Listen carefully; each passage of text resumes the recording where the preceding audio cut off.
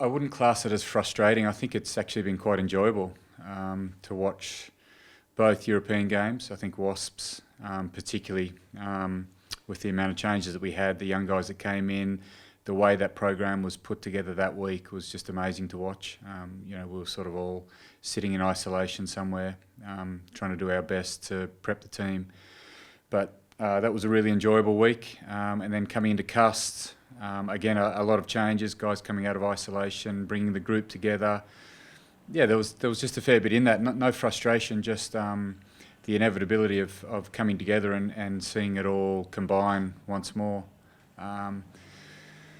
And then, frustration last week. I guess, it's frustrating. I guess there's a bit of frustration in the fact that we have to make these games up now. The Bulls, the Lions and Leinster now, we have to make those games up. So there's going to be a fairly heavy run moving forward. But even that Leinster week, to have the 4 extra days off was actually a pretty good blessing. I think guys going into Christmas nice and relaxed, enjoying their time at home. And then they've come back in this week nice and refreshed. So, there hasn't been a lot of frustration. I think for certain individuals, maybe the double isolation was a bit of a trek for them.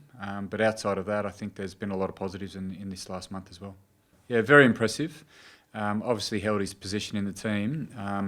And we felt combination was going to be most important for those 2 games. I think had a nice couple of touches against Wasps and then backed it up with a really good training week going into Cust. Didn't get the opportunity against Cust, but he's shown a lot of potential in those 2 games, and someone we're very excited to watch more of. He's away with the 20s at the moment, so we haven't had him in the program for the last week. But when he gets back into the program, he's been a pleasure to coach. Very receptive, picks everything up really quickly, and then obviously transfers it to the field really well. Yeah, no, we've had to factor that into this week as well. There's no doubt about that. Just making sure, particularly those guys who sat in isolation for 20 days, that we're reconditioning them both mentally and physically. And you'll see that in the selection this week. We definitely, it's a long season, and now that we've got these other games locked into some slots over the course of the next 9 weeks, we've got to make sure that we've got a really healthy squad for the next 2 months. So it's not just about getting guys back out on the paddock as soon as possible. We want to make sure that they're going to be 100% fit and 100% ready when they get back out there. Yeah, I think it probably just comes back to, and something we've spoken about a lot as a group, is just control the controllables. So there's a lot of unknown situations in South Africa and obviously around the world, not just in the world of rugby, the world we live in at the moment. There's a lot of uncontrollables. So just controlling what you can control, and also on the flip side, like when you get to play games, you're just so grateful. Like, who would have thought?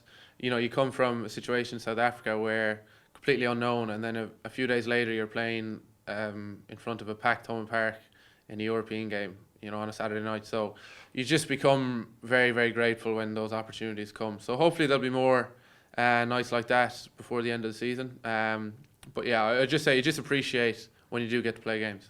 Yeah, it was incredible. It's just another stepping stone in your career that you've dreamed about since you were however years old when you started playing rugby. So even little things like when you finish the warm up and you do the half lap, when Pete's leading you on the half lap and you've got the crowd standing and shouting behind you, it's special. So the whole game was special. Obviously the performance, we would have there's a few things we picked out that we would have been looking for improvement on, but we got the result, and it was my first start in a packed out home park on a European night, so it was very, very special.